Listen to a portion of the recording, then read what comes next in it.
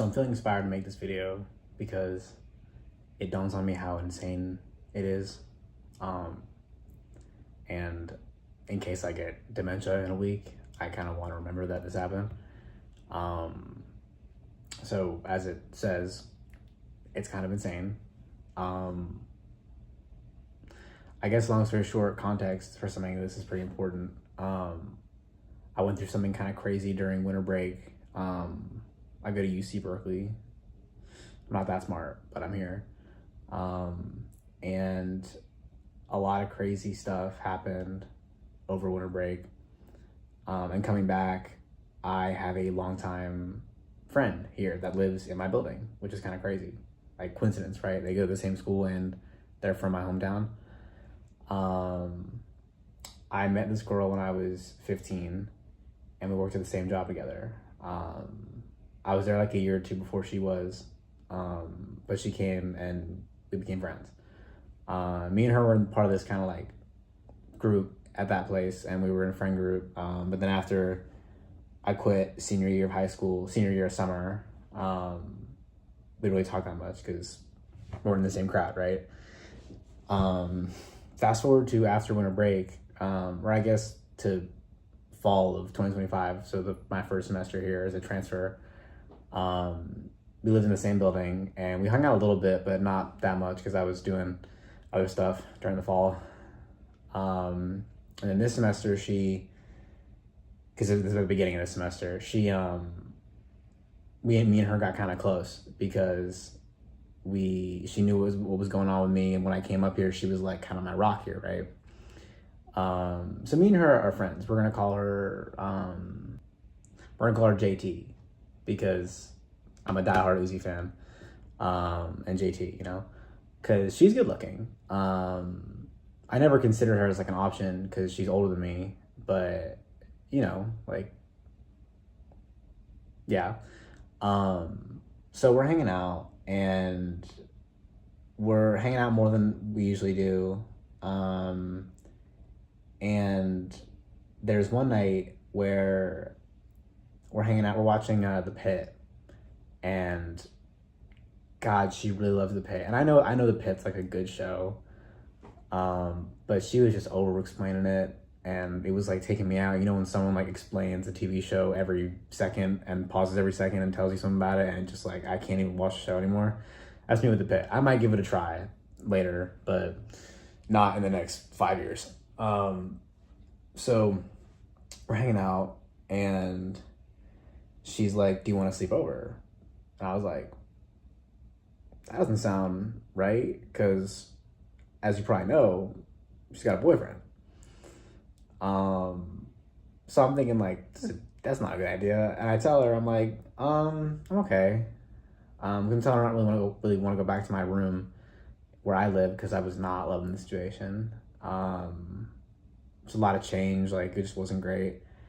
And she's like, okay. And then the next day we're hanging out, we're having like basically now that I'm looking back at it, like a picnic, which was not sending the right message, but I was not in the right headspace, so who cares? And she's asking me a bunch of questions about her like boyfriend and like just what she should do, because she's like, I don't know, I don't feel like I'm growing, I feel like I'm moving. I've been someone historically to give pretty good relationship advice, pretty good advice in general. I would say in my friend group, historically, people come to me when they have problems. And I help her. I kind of tell her it was boiling down to that she feels like she's falling into a pattern, and this guy isn't really someone that she sees herself with long term, and he's kind of a fixer-upper and all that. And this is kind of a secret I probably shouldn't say, but it's funny when girls and guys come to you with different relationship problems, because it kind of like, I'm not generalizing all genders of people are like think the same, but to an extent, in my experience, girls in their 20s, God, they love to complain about their boyfriends, and like they cannot do well. And she's complaining about this dude, and I'm just thinking like she's like, he's dumb, like I'm making him go to community college and he's in the military and he's not doing well. And I'm like, God, I just feel terrible for this dude.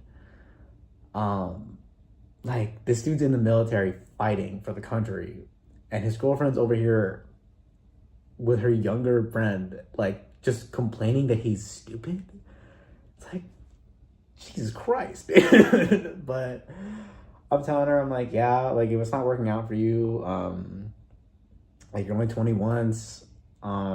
If you feel like he's limiting your ability to, like, learn about yourself, then there's something, maybe potentially a reason to leave or date other people or do other things. I gave her a pretty good pep talk, and I think looking back, she took that as license that I wanted to do things, but I did not want to do things at all. Again, I didn't know at the time. I cannot stress how much of a bad headspace I was in, and that's something that she knew. So it's like, but anyway, she asked me if I thought she was attractive. And I knew from that question that I was girls don't just be asking that question. So anyway, fast forward to that night, we're watching Welcome to Derry. Oh my God. I love Welcome to Derry, dude. That show was peak. That show was amazing. I love that show so much. But we're watching that, and I'm fully wrapped up in the show. She wanted to watch the finale because she hadn't seen it at the time, and watching 7 and 8 and episode 7 of that show. If anyone knows, bro, that episode is insane. Arguably better than the finale. I mean, the finale is amazing, but whatever. We're watching it. I'm locked into the show, and she's like looking at me, and I'm looking at the monitor, and I kind of know what she's thinking, but I'm like, I am dead locked into the show. And she asked me to sleep over again, and that night I said yes. Originally I said no, but it started with her, like, because originally on the bed position, right? Because it's an apartment dorm kind of situation. It's college. We're watching it on her laptop, and we're both on her bed. She's sitting on her bed with the pillow, right? Like, and I'm at the foot of the bed looking at the TV, and she asked me to sit next to her, and I was like, that's safe, like, and also comfortable. I was not comfortable. I'm just sitting there with no back support. So I go over there, and then it goes from sitting next to each other to watching the show, and nothing happened that night. But I did spend the night. And I don't know about y'all, but if I'm like next to anyone in bed, I'm not sleeping unless I'm like insanely tired. So I stayed up basically that whole night, just kind of laying there. It was nice. But I was not even, I was staying up. And then after that, like that night was definitely like a shift in the friendship. And then as the days and days went by, things started kind of progressing, and I kept telling her, like, this can't be anything. And if anyone has been in like a friendship over a long period of time that I guess evolves, the lie that you both tell each other is like, oh, we're just such good friends that we can hang out in bed and like not do anything, and that's just because we're such good friends. That's a fucking lie. That is not real. And you both know it's not real, but you don't want to say it because you don't want to break it, but it's not real. And so days are progressing and things are progressing, and I keep telling her, I'm like, nothing can happen because you have a boyfriend that's in the military. Nothing can happen. Like, me, in good conscience, I can't do anything. So it progresses, and as the days kind of go by, I'm not feeling great about it. And there's one night where she's like touching my back or whatever, and I like, I don't know if anyone has experienced this, but I like physically clammed up. And I was doing a lot of what anyone would do at Berkeley, if you know what I mean, like every day. And my head was just not in the game. And the comfort felt nice. But in this moment, when she started to touch my back and I started clamming up, I knew I was like, I can't keep doing this. I don't feel good about this. I literally, like, it kind of felt like a shrimp, like just just boop, like clamp. Which I literally think was my body's reaction of saying, like, I don't want to do this. So then a couple days later, I kind of start pulling back and she notices, and I'm like, ooh. I don't really want to tell her because at this point, she's like, I'm in love with you. Like, let's start dating. Like, I don't see a reason that we shouldn't evolve this 100%. And I'm like, I see a reason. You're dating a dude who's in the military, who's also injured in the military and on medical leave from the military, sitting in a hospital, almost dead. And you're cheating on him with me. And you're saying you don't see a single problem doing what you're doing, which, how does anyone hear that and be like, yeah, this is like, we can totally date and this is all based in good conscience? Like, no, bro, are you kidding me?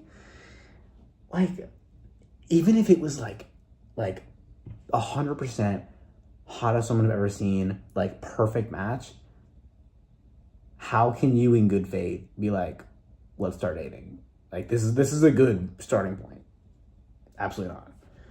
Absolutely not, dude. Okay. So I tell her that, and then I kind of pull back a lot, and I gave her my location because we were like really good friends, and I really regret that because as the days and weeks go by of me kind of dodging her because I don't really mess with it anymore, she's like showing up at the gym when I'm at the gym, and every time I go outside to like do my thing, like she comes back and just waiting in the lobby for me. And at first it was like coincidences, but then I was like, this is happening too many times for it to be a coincidence. Like I bet you somewhere there was like a sheet marked up about when I leave the apartment. Insane. But one night, like 2 weeks after, like it was just kind of too much, I see her and I'm like, all right, we gotta talk. And we go outside and talk, and me and her are both blasted. But I'm like, I just kind of knew, like, we gotta have this conversation.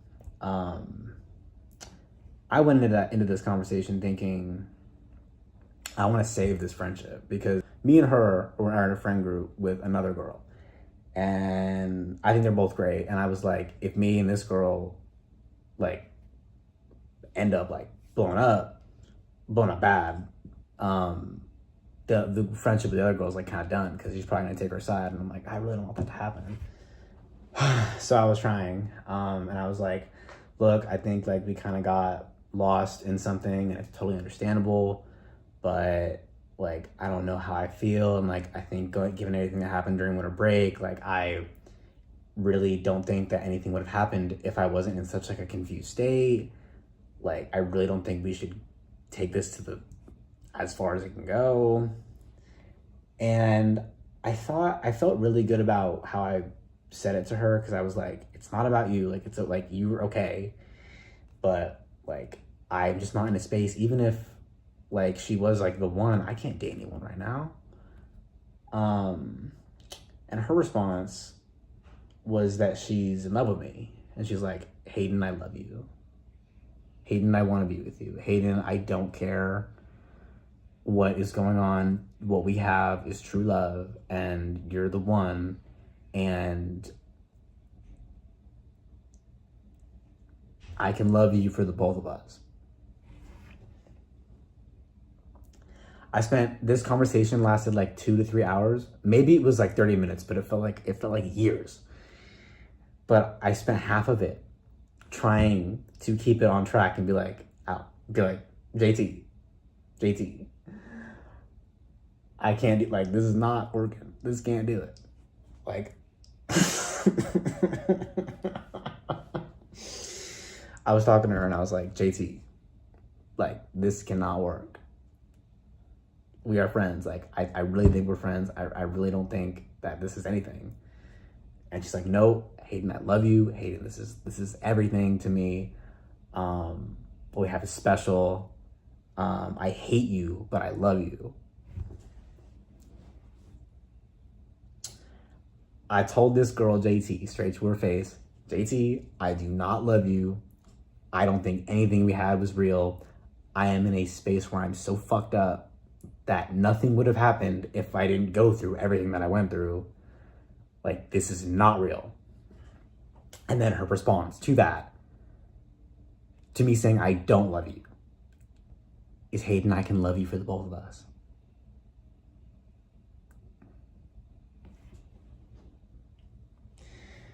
I don't think you should call women crazy, but that was some crazy shit.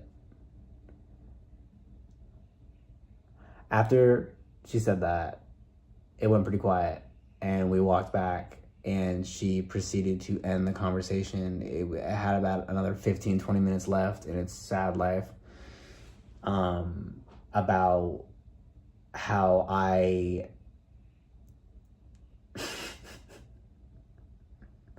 she was talking about how the person that I think I should date doesn't exist. Like, I have these unreachable expectations for the people that I want to date. She also asked me some questions about, like, what does my future wife look like, and why is it not her, and what's wrong with her, and why do I not want to date her. So then we sat on the couch in the lobby of my apartment building, while she's looking at pictures of my ex on Instagram and going like, I can't believe this is the one you're stuck on. And I'm kind of a hard defender of my ex, because, you know, that was kind of my Achilles heel for a while. So I'm just sitting there like, don't talk about my ex like that. But I didn't say that, but I'm just like, no. And then I go to bed and I wake up and I see that she made a Spotify playlist about me, and it has like Pennywise from Welcome to Derry on it, and it's like, heard so much about his ex, like, oh, like, dude, oh my God, get a grip.